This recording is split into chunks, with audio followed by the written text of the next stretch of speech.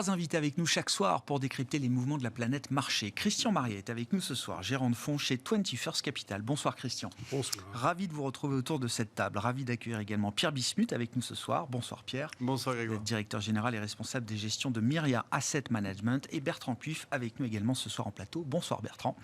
Merci d'être là. Vous êtes gérant Action Internationale chez Fidelity. Commençons peut-être par le dossier qui fait l'actualité aujourd'hui, le dossier Renault-Nissan, qui est un vieux dossier pour les boursiers, Bertrand. Semble-t-il qu'il est temps de reprendre les discussions. Le temps est revenu de discuter à nouveau de l'avenir de l'Alliance. Oui, alors l'Alliance, vous savez que d'un point de vue opérationnel, elle est assez équilibrée puisque donc il y a 50% de détention de la plateforme commune de production. Par contre, sur le capital des entités, effectivement, il y a une asymétrie avec plus de un peu plus de 43% pour Renault dans Nissan, alors que Nissan n'en a que 15%. Donc l'idée serait de revenir graduellement, puisqu'il y a vraiment une... Oui, créer c'est beaucoup de un capital trust, quand même. etc. Oui. Donc faire ça de manière assez graduelle. On passe pas de 43 à 15 comme ça en quelques semaines. Sachant ce qu'on comprend, c'est qu'en fait, Nissan est intéressé par racheter ces actions-là pour les annuler. Et qu'effectivement aujourd'hui ils n'ont pas forcément les moyens, on ne peut pas dire que leur profitabilité, d'ailleurs leur cours de bourse en témoigne, est au plus haut, donc c'est quelque chose qui va sans doute s'étaler, mais effectivement le signal est important, et c'est vrai que c'est un petit peu un teaser de ce qui va se passer le 8 novembre, puisque donc il y a ce qu'on appelle le Capital Market Day, donc ce rendez-vous investisseur de Renault, où il va y avoir donc par le PDG un update, une mise à jour, excusez-moi, du plan, puisqu'il est déjà au-dessus des 5%. On devrait être cette année à 5,8% de marge opérationnelle, contre donc un peu plus de 5 à attendu. Donc on est vraiment plus que dans les clous. Donc il va falloir effectivement présenter quel va être donc le prochain stade de profitabilité qui va être donc recherché.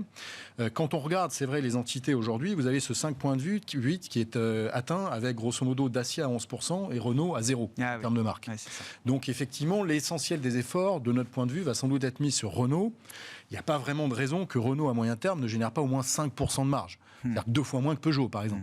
Donc c'est possible. Si on met 5% effectivement sur Renault, et on dit que Dacia peut continuer gentiment à passer de 11 à 15% compte tenu de sa base de coûts faible et le fait qu'ils sont en train de retravailler très intelligemment la marque et passer des hausses de prix parce que la marque monte un peu en gamme, eh bien on peut penser qu'on peut arriver à un moment donné à justifier 7-8% facilement donc de marge sur ce groupe, donc qui est aujourd'hui, comme je disais, à 5,8%. Ce qui serait une marge un peu record, avec des générations de cash flow très importantes, qui permettrait de réduire la dette, puisqu'aujourd'hui, un des problèmes qui explique aussi la décote de Renault, c'est cette dette très importante qui a été accumulée, qui est l'accumulation des pertes historiques du groupe. Donc ça, c'est un premier point sur le plan opérationnel. Et on a également, donc ensuite, sur le plan donc, de la scission des activités de Renault, on a deux entités, au nom assez évocateur, Ampère et Horse, donc je ne sais pas ce que ça évoque vraiment. Donc Ampère, c'est électrique, et Horse, c'est la legacy thermique de Renault. Voilà. L'idée de Renault étant, in fine, de déconsolider donc, la partie thermique. On a déjà des investisseurs, donc le chinois Geely, on a également les Saoudiens qui souhaitent donc, prendre une participation. Alors ça, par contre, on n'est pas sûr que ce soit à très court terme vraiment très intelligent, dans la mesure où c'est quand même Horse qui est censé voir l'essentiel, capter l'essentiel, donc cette activité thermique et capter l'essentiel donc des futures progressions donc de résultats, sachant qu'on est quand même encore sur l'émergence du business model de la partie électrique. Il n'y a pas beaucoup de sociétés à part Tesla qui gagnent beaucoup d'argent dans l'électrique, sur leur partie électrique en tout cas. Et donc c'est vrai que ça nous paraît être un petit peu... Alors c'est vrai que c'est poussé par le marché, c'est poussé par les investisseurs, mais au-delà du re-rating, donc l'augmentation de multiples qu'on peut attendre parce que la perception des investisseurs sera meilleure, parce qu'il y aura plus d'électrique et moins de thermique. Ouais. Sur le plan purement des chiffres, la génération de cash flow et de ce que je disais, l'enjeu étant de réduire cette dette, déconsolider n'est pas forcément la meilleure chose à faire à très court terme. De notre c'est prématuré peut-être comme mais c'est guidé par l'environnement actuel. L'environnement actuel. Oui, c'est pas que Renault qui réfléchit à ce genre de scission. C'est-à-dire que le marché ne voulant pas mettre de multiples sur la partie donc thermique, là on va forcer le marché par définition à mettre un multiple. Mais d'un point de vue encore une fois donc flux de cash, réduction de la dette, c'est pas forcément la meilleure chose à faire. Ouais. C'est vrai là où il y a un dilemme. Et je reviens sur l'histoire capitalistique qui fait quand même les gros titres. Voir Renault passer de 43 à 15% à terme au capital de Nissan, c'est le sens de l'histoire. Il n'y a pas d'obstacle insurmontable à ce stade pour aboutir à ce rééquilibrage des participations. À partir du moment, encore une fois, où la participation sur la plateforme sont gelées à 50% de chaque côté, on a à peu près 60% des modèles aujourd'hui qui sont faits sur cette plateforme. L'ambition, c'est d'ici 2025 d'être à 80%. Ouais. Donc voilà, chacun capte 50% des synergies. Après, il y avait ce déséquilibre capitalistique qui est issu de l'histoire. Issu du sauvetage de Nissan par Renault à la fin des années 90, où Nissan était en grande difficulté et pesait pas grand-chose. Ce qui n'est pas le cas aujourd'hui. C'est-à-dire que même si j'évoquais que leur profitabilité n'est pas au plus aujourd'hui, elle est quand même meilleure que celle de Renault. Ils gagnent de l'argent. Renault ne gagne pas d'argent. J'ai eu la marque Renault. Oui. Donc c'est vrai que c'est un peu plus ce qui s'est passé, évidemment, d'un point de vue politique au niveau de la direction de la société. C'est sûr que il y a aussi une notion pour les Japonais de garder la face et de dire il s'est passé quelque chose quand même chez Renault en termes de gouvernance. Oui. Et voilà, aujourd'hui, nous, on veut quelque chose qui soit plus équilibré et vous n'avez pas de leçons à nous donner d'un point de vue gouvernance. Bon. C'est le bon moment pour ce genre de discussion entre Renault et Nissan, Christian. Et qu'est-ce que ça nous dit, effectivement, de la manière dont le marché regarde les évolutions de ce secteur automobile? Alors là, Renault en l'occurrence, mais globalement, cette histoire électrique thermique, elle concerne tous les constructeurs aujourd'hui. Oui, bon moment, c'est difficile à dire, en fait, parce que c'est un moment difficile pour l'ensemble de l'industrie. Il y a vraiment un virage énorme qui est en train de se prendre. On ne sait pas très bien forcément où on va. Donc, ça a été dit, Tesla a montré qu'on pouvait gagner de l'argent dans ce schéma-là. Mais Tesla, il démarre d'une page blanche. Et puis, ils sont sur un créneau, on peut dire, plutôt, pas haut de gamme, mais en tous les cas, plutôt qui tire vers le haut, ce qui n'était pas le cas de Renault et d'autres constructeurs. Donc, c'est là où les marges, de toute façon, historiquement, sont les meilleures. Renault et d'autres n'ont pas cette configuration. Donc c'est quand même un moment difficile pour eux. Ceci dit, les problèmes qui ont été évoqués tout à fait, donc complètement avec les Japonais, c'était quelque chose qui ne pouvait pas rester comme ça. Oui. Donc ils ont fait, cette fois-ci, ils ne sont pas accrochés comme à un certain moment sur. Donc on y reste. On est devenu plus pragmatique. Alors, répondre à la question, est-ce que c'est le bon moment? Je dirais que le bon moment, c'est à partir du moment où les deux parties sont prêtes à discuter. Et oui. Le reste, on verra. Cette discussion est possible aujourd'hui. Voilà, la discussion est possible aujourd'hui. Pour moi, je trouve que c'est déjà une bonne chose. Trouver en plus le timing, alors ça devient... Là, trop compliqué. S'il faut effectivement que les deux parties sont prêtes à discuter, et puis qu'ensuite on soit dans le bon timing, et puis le bon timing, quand est-ce qu'il va venir? On n'en sait rien, parce que c'est quand même un mouvement extrêmement profond et qui va se prolonger pendant pas mal d'années. Donc, moi, je dirais que c'est une bonne chose. Renault, par ailleurs, quand même, ça a été dit aussi, se porte quand même mieux. Ils ont besoin de capitaux pour se désendetter. Alors, il a été évoqué effectivement tous les risques qu'on connaît, donc cette histoire et puis du changement donc de direction vers l'électrique. Ceci dit, donc c'est un titre à risque, on peut dire. Et donc le secteur en lui-même est un secteur à risque. 2,5 fois les bénéfices. On paye 2,5 fois les bénéfices sur le secteur. Sur Renault. Sur Renault. Ah ouais.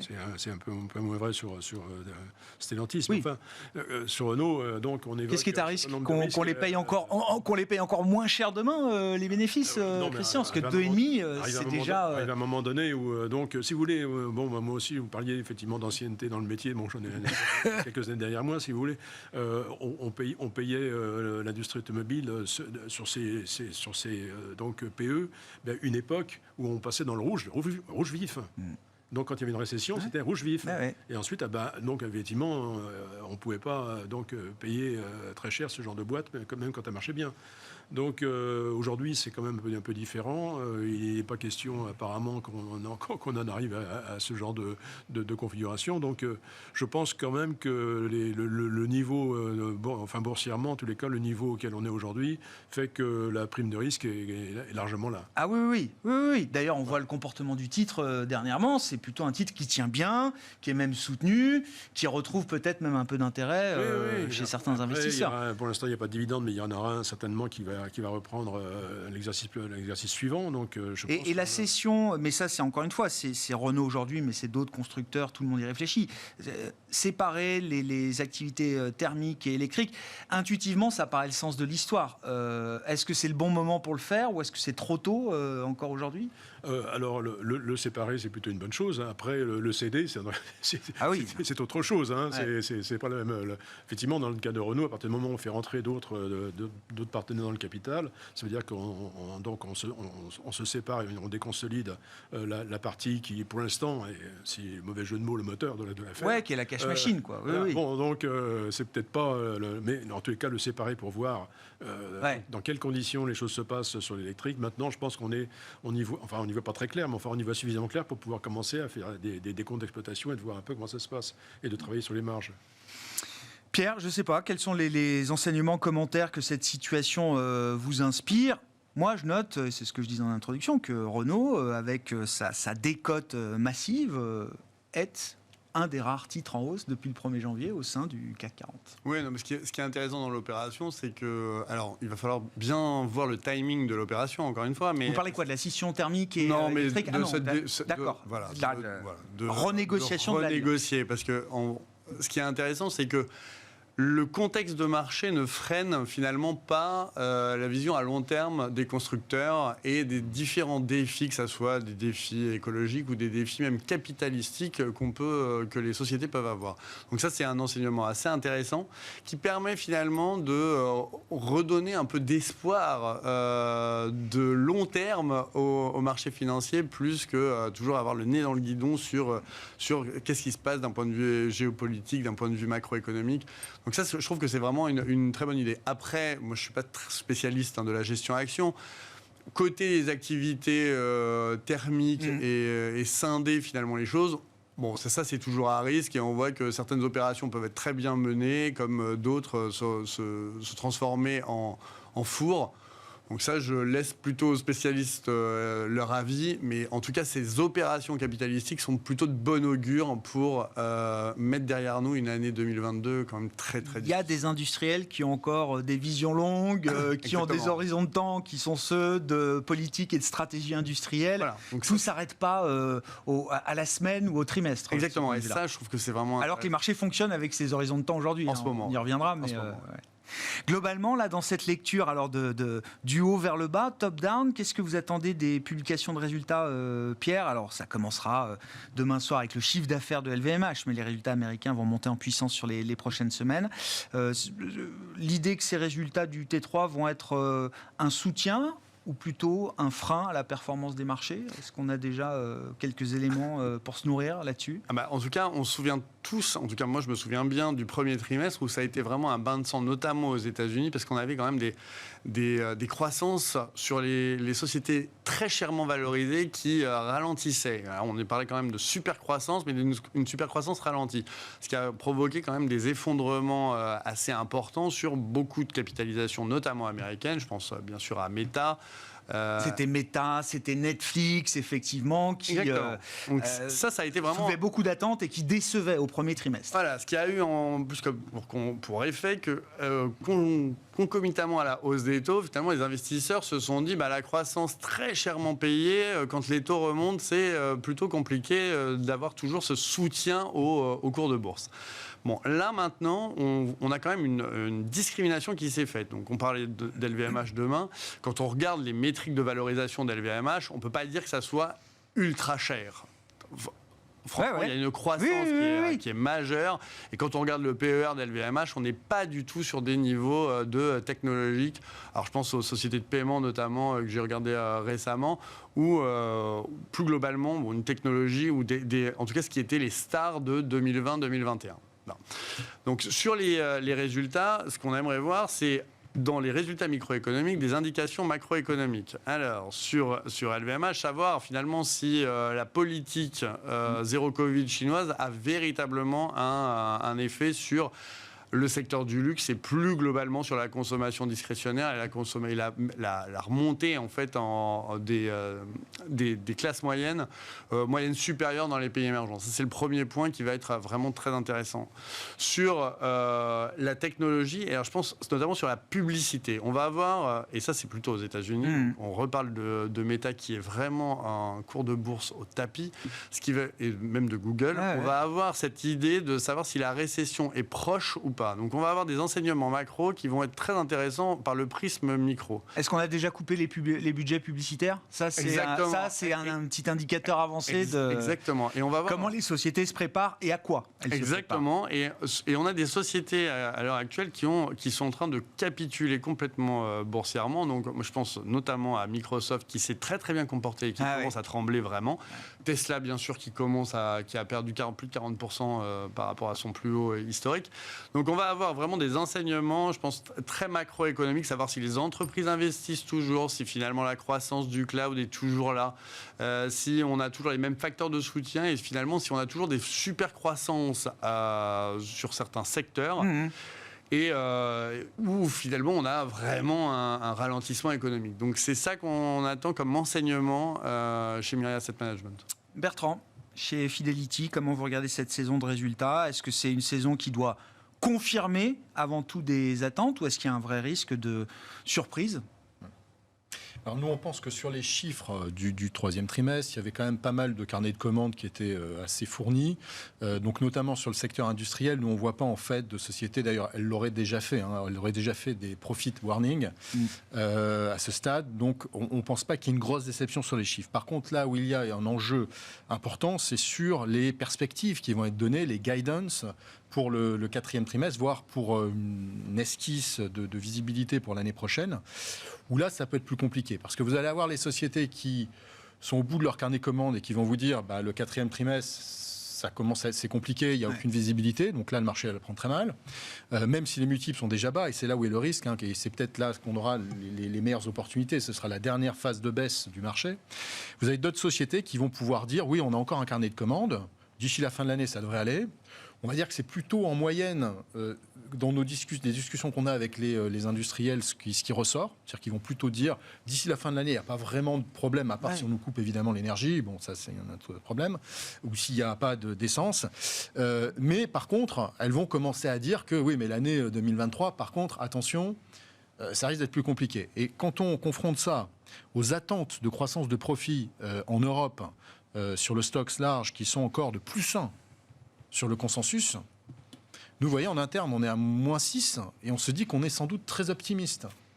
On challenge nos analystes en disant vous êtes quand même peut-être un petit peu optimiste. Et ils ont du mal à dire oui, non, je ne suis pas optimiste.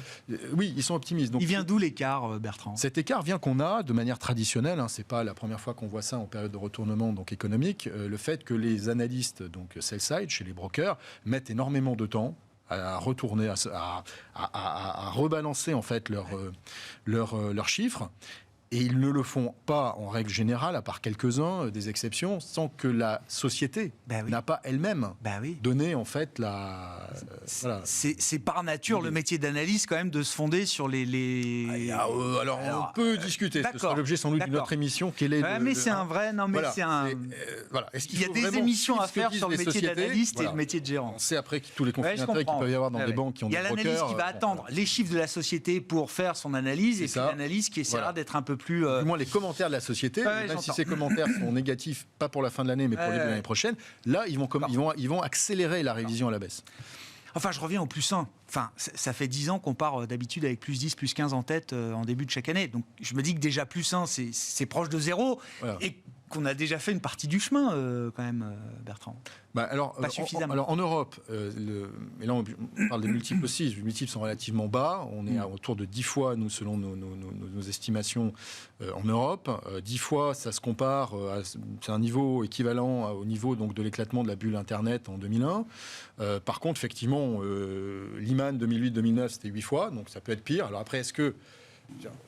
il y a 15 jours sur ce plateau en disant effectivement il n'y a pas de raison qu'on aille chercher le 8 parce qu'il n'y a pas de risque sur le système bancaire et financier. Et puis vient l'histoire du Crédit Suisse évidemment. Et effectivement, si, alors ce n'est pas aujourd'hui le scénario principal évidemment, mais imaginons que le Crédit Suisse ait vraiment des grosses difficultés.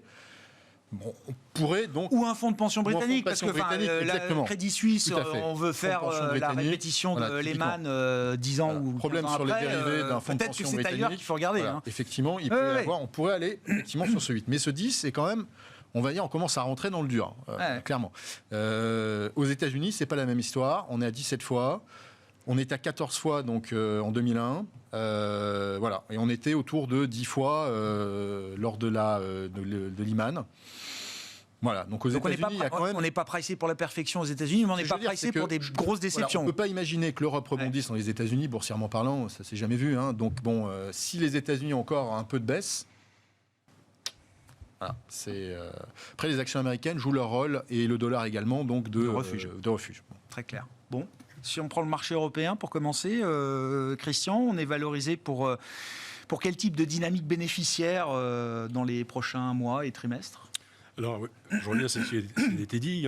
C'est vrai que les bureaux d'études ne peuvent pas réagir autrement et on ne peut pas leur reprocher que d'être en contact avec la société. C'est bien connu, c'est normal. Et avec les responsables de communication financière des sociétés, et à partir du moment où les sociétés leur disent, finalement, ce qui était le cas aux dernières publications, et ce sera peut-être encore le cas cette fois-ci, on dit, nous, ça va très bien, le carnet de commande, il est là, et puis les hausses de prix, ça passe. On peut pas, je ne vois pas l'analyste dire non, moi je n'y crois pas du tout. Nous, on peut le dire bien sûr. En tant que gérant. Exactement. Exactement. C'est la différence entre ces deux métiers. Mais oui. Non, je ne suis pas d'accord. C'est parce qu'on attend de l'analyste. Non. Donc, sachant ça, et moi j'ai fait toute ma carrière effectivement donc, au sein je ne l'ai pas caché, chez Odo, donc comment ça fonctionnait. Et donc, en tant que gérant, je me dois d'avoir ma propre opinion sur le sujet. Ce qui va se passer. Alors, LVMH, c'est peut-être pas le bon exemple, puisqu'en fait, LVMH, ils ont une activité qui est relativement résiliente. Apparemment, ce qui se passe en Chine les touche, bien entendu, mais pas autant qu'on pourrait le penser. Il y a le dollar aussi, quand même, qui joue un rôle extrêmement favorable pour eux. Donc, que ça aille bien pour LVMH, c'est une chose. C'est pour ça qu'il nous fera donc dire que ça va bien pour l'ensemble de la place. Ceci dit, après, donc, dans les résultats, il va y avoir, c'est ce qui a été dit aussi, à voir les chiffres qui vont sortir, mais aussi donc, les perspectives qui vont être données. Et là, je commence. Les chiffres d'affaires vont commencer à s'épuiser. En tous les cas, les carnets de commandes. On est dans une période quand même un peu compliquée, mais ceci, c'est toujours comme ça. Mais là, on a eu la Covid, donc il y a eu de l'épargne forcée qui a été faite chez les particuliers dans les sociétés. Il y a beaucoup de choses qui sont en retard, donc il y a des rattrapages qui se font. Donc on n'est pas, comme on a connu à différentes reprises, au bord de la récession, en surchauffe. D'ailleurs, le marché n'a jamais été excessivement valorisé. Hein. Donc, on est encore dans l'inertie des phénomènes Covid. On n'a jamais eu d'effervescence sur les marchés qui font qu'une folie comme on a eu à différents moments. Donc on est dans un moment un peu particulier. Maintenant, donc on va voir ce qui va être dit, mais en ce qui nous concerne, alors oui, donc pour LVMH, donc le sujet n'est pas tellement là. Bon. Mais pour d'autres, ça va être assez discriminant, parce que vous allez avoir des entreprises qui sont capables de faire passer des hausses de prix. Hein, c'est là que ça va se jouer. Hein, donc c'est sur les marges. Et moi, j'ai regardé trois choses. J'ai regardé il y a Schneider qui a. Alors c'est ce qui a été dit aussi. Hein, donc les sociétés, si elles avaient voulu faire des profit warning, elles l'auraient fait. Il n'y en a pas eu. Hein, donc je ne pense pas qu'on ait des surprises. En un seul coup, on tombe des nues. Hein. Donc il y a Schneider même qui a eu son titre qui a comme été assez mal traité ces derniers temps, probablement parce qu'ils sont quand même assez présents en Chine, et finalement ils ont tenu, en tout cas ça a filtré, ils n'ont pas sorti les résultats, mais ils ont laissé filtrer que ça c'est pas si mal, hein. Chiffre d'affaires plus 10%, hein. Le consensus c'était entre 9 et 11, bon, et les marges qui resteraient à 17-18, hein. Donc ils ont pu passer les hausses de prix, donc on voit déjà une société sur laquelle il n'y a pas de problème.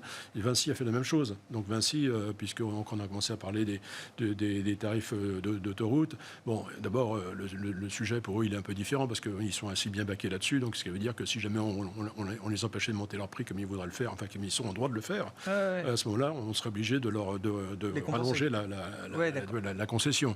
Donc, et puis par ailleurs, ils sont dans des activités, ils sont aussi dans l'énergie, les communes d'énergie, des choses comme ça, donc ils ont une assez forte croissance. Donc eux, c'est pareil, pas de problème. J'ai regardé aussi à Orange, là par contre, c'est les titres qui ont du mal, si vous voulez, à répliquer un petit peu les hausses de prix, et puis qu'il n'y a pas d'élan, si vous voulez, là par contre, de carnet de commandes de retard. Hein, c'est pas du tout le même sujet. Donc là, ils vont sortir des choses qui sont médiocres, certainement. Et puis après, vous avez certainement des risques beaucoup plus grands sur ceux qui peuvent pas monter leur prix. Notamment, on voit bien peut-être la grande distribution. Hein, ça va être, et donc on rentre vraiment dans le dur du pricing power. Quoi. Jusque-là, c'était un pricing power un peu généralisé. Là, je pense que ça va être plus de assez dispersion et de discrimination. Globalement, pas de nouvelles catastrophiques du fait que ce qui a été dit, il n'y a pas de profit warning. Et puis après, à l'intérieur de ça, vous allez avoir différentes choses. La grande distribution, l'agroalimentaire, ça va être un autre problème. Donc on va voir tout ça qui va se mettre en place. Après, si on va aller plus loin de ça et parler vraiment des modèles des valorisations de marché, il faut regarder et puis faire ce qu'on a dit tout à l'heure, donc l'exercice donc du gérant, c'est-à-dire de dire vous me dites 5% de croissance des bénéfices, j'y crois pas. Pour moi, c'est moins 10. Bon, et puis vous mettez le curseur. Oui. Et puis après, il y a autre chose qui est beaucoup plus facile à faire, puisqu'on vous l'a dit, on vous l'a redit, les taux vont monter. Et comme c'est une partie essentielle, alors je ne sais pas s'il faudrait qu'on fasse aussi une émission sur le sujet, si vous voulez, comment on valorise une action. Et donc, une action, c'est facile à valoriser. Hein. Vous mettez un bénéfice, vous mettez une croissance des bénéfices et vous mettez les taux d'intérêt.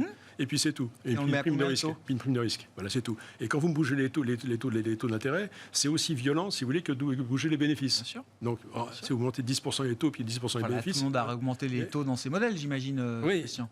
J'espère, j'en suis pas sûr. Ah oui. Mais en tous les cas, ça explique aussi la baisse des technos, parce que plus les PE sont élevés, comme c'est de l'argent qui va venir beaucoup plus tard. Donc le cash flow à moins quelque chose, à des taux qui sont à 3%. Quand vous avez des petits PE, c'est-à-dire que le cash flow, vous le touchez tout de suite. Des grands PE, c'est-à-dire que mais ça, c'est pas intégré par le marché encore aujourd'hui. Alors, nous, on a des modèles qu'on utilise. Eh bien, si on met les paramètres du consensus du marché et puis les taux d'intérêt actuels, le marché, il est à son prix. D'accord. Mais c'est pas normal, si vous voulez, parce qu'en fait, il faudrait remettre, parce que la Fed vous l'a dit à plusieurs reprises, s'il ne l'a pas dit assez clairement, je ne sais pas ce qu'il doit faire, le pauvre, hein, mais là, ça va faire mal, il a dit. Hein, donc, on sait que le curseur des taux, il faut le monter. Et puis les bénéfices, immanquablement, quand même, vous allez avoir, même si ça va être différenciant sur les sociétés, vous allez quand même avoir des baisses de bénéfices. Donc, vous mettez tout ça en place, et bien, vous avez des marchés qui sont trop chers. Et puis en plus de ça, si vous voulez, l'expérience montre qu'acheter un marché à son prix, c'est pas bien, parce qu'en fait, vous avez un risque. Donc, si c'est pour avoir aucun espoir de bonne surprise, autant faire autre chose. Asymétrique. On veut un potentiel de bonne surprise réel. On l'a pas. J'entends.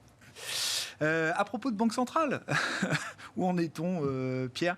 On en est qu'il y a quand même un risque supplémentaire à gérer pour les banques centrales, c'est celui de la stabilité financière. Alors on l'a évoqué, Crédit Suisse, il y a les marchés immobiliers aussi dans certains pays à taux variable qui peuvent commencer à poser problème. La question des fonds de pension britanniques, etc. etc. Est-ce que ça est de nature à stopper, ralentir, infléchir la politique de normalisation des banques centrales ? Ou est-ce que l'inflation reste finalement le mandat suprême aujourd'hui pour ces banques centrales? Alors là, des deux côtés de l'Atlantique, je pense que c'est très très clair, c'est l'inflation. Seulement l'inflation et rien que l'inflation. Ce qui se passe sur les marchés de fonds de pension, des trucs britanniques ou autres, c'est pas le sujet, quoi. Alors, on a de la chance en Europe, si on peut dire. Le Brexit, pour une fois, nous aide. Donc c'est vrai que c'est assez circonscrit au niveau de l'Angleterre et de la BOE. Mais si on reprend vraiment ce qui est le plus important, c'est savoir où est le taux terminal de la Banque centrale américaine. Donc on était avant l'été vers 4%. Là maintenant les marchés oscillent entre 4,5 et 4,75, mais on est globalement sous les 5, mais attention, puisqu'on a franchi les 4 en anticipation, on peut très bien franchir les 5 en anticipation, et c'est ça qui crée énormément de bruit dans le marché et qui n'arrive pas à se stabiliser. D'ailleurs, les taux n'arrivent pas à se stabiliser toujours. Hein. En Europe, on est très en retard, malheureusement. Donc, on était sur une normalisation faiblarde, comme un rythme habituel pour la BCE. Bon, finalement, il se trouve qu'on sort un peu... oui, mais il était temps, on va dire. Oui. Il était temps. Donc, on sait que le taux terminal est, pour le moment, entre 2,25 et 3%. Donc, on est plutôt certain, compte tenu de l'environnement économique européen plus faible que les États-Unis, qu'on sera certainement aux alentours d'entre 2,25 et 3, plutôt plus proche de 3, hein, mais voilà. Bon, ça, on est plutôt encadré. on a quand même une grosse incertitude sur les États-Unis. Et ça reste quand même vraiment primordial. Cette courbe n'arrive pas à se stabiliser et ça fait trop le yo-yo. Malgré le fait que la politique monétaire de la Fed est entrée désormais en territoire restrictif, en tout cas en théorie, avec les dernières hausses de taux. On est vraiment sur un réglage qui n'est plus un réglage accommodant, qui n'est plus un réglage neutre, qui est censé être un réglage restrictif. Ouais, malheureusement, est-ce que ça peut changer quand même la manière dont la Fed appréhende les choses, sachant que c'est pas qu'elle a levé le pied de l'accélérateur, c'est qu'elle a commencé à mettre le pied sur le frein désormais. On pilote plus de la même manière. Oui, sauf que je pense que ce qui est toujours la grande énigme à l'heure actuelle, et on a du mal à anticiper l'avenir, c'est que les chiffres macroéconomiques des États-Unis sont super bons. Alors, même si on a des enquêtes qui disent qu'on est en territoire récessif, si on regarde les chômages, il est vraiment au tapis, on est à 3,5%. Si on regarde les offres d'emploi, elles sont plus hautes. Et c'est vrai qu'on a du mal à se projeter dans une économie de récession alors qu'on a finalement un marché du travail qui tient extrêmement bien. Mais c'est vrai aussi en Europe. C'est vrai qu'on a du mal à voir comment on peut être en état récessif avec des indicateurs avancés qui sont bas, mais des indicateurs spot qui sont hauts et vraiment bons, quoi. Donc on a du mal à voir ça.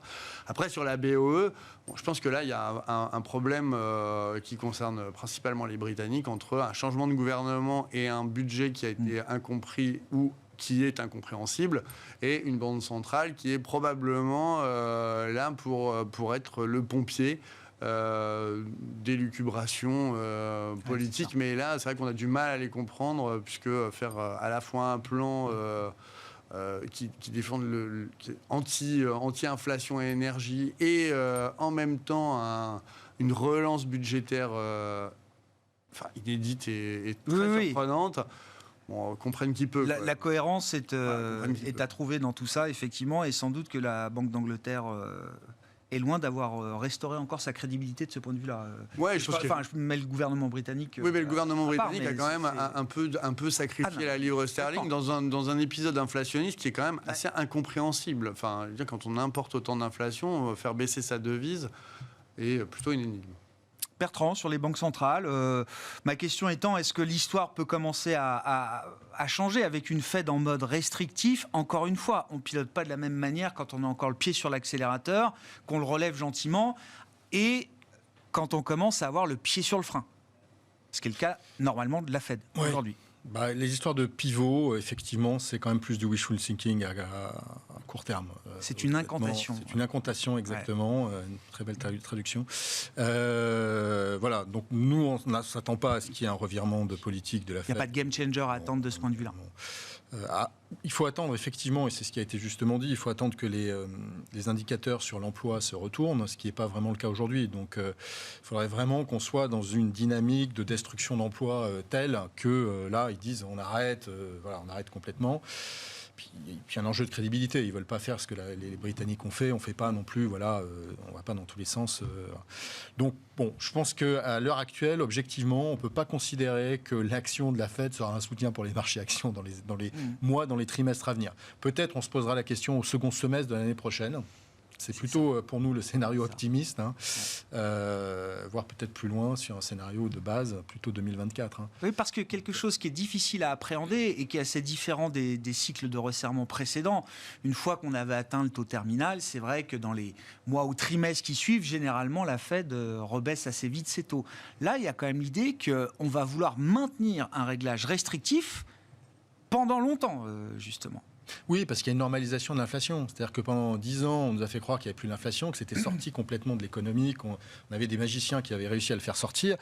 On sait très bien que l'inflation, sur le très très long terme, elle se situe, si on prend la core inflation aux États-Unis, entre 2, 3, 4%, allez, on va dire. Et c'est quelque chose qui, effectivement, n'est pas cohérent avec des niveaux de taux qu'on avait à 0, 0+, 1%, même 2%. Il faut aller plus haut. Et même le taux long américain, le 10 ans américain, n'est pas du tout normalisé. On devrait avoir... Alors, si on a effectivement... Le marché n'anticipe pas ces niveaux d'inflation, que je vous dis, puisque quand on regarde sur la courbe d'anticipation de l'inflation, on a plutôt une normalisation d'ici 5 ans. autour de 2%.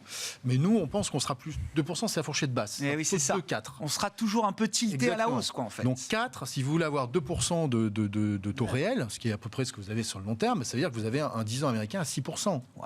On n'y est pas. Et un 10 ans américain à 6%, l'impact sur les valorisations dans les modèles de valorisation, il n'y est pas non plus. Donc voilà, nous, on pense encore une fois que ça va être encore un petit peu dur. Il va y avoir une phase de baisse. Et là, vraiment, ça va être la capitulation et il va falloir entrer de manière assez forte et agressive sur les actions.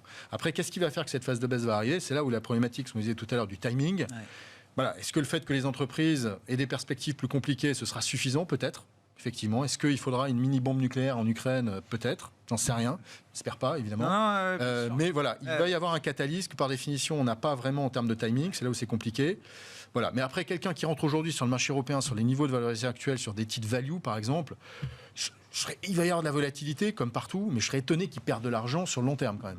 Comme on en parlait, même sur l'automobile, qui est cyclique, à 2 fois les profits, même si on se trompe une amplitude colossale dessus, on va être à 4 fois, 5 fois. Voilà. Mais il va falloir être patient. Voilà. Et il va falloir comprendre que la volatilité va être malheureusement un paramètre, là aussi, qui va être structurellement important.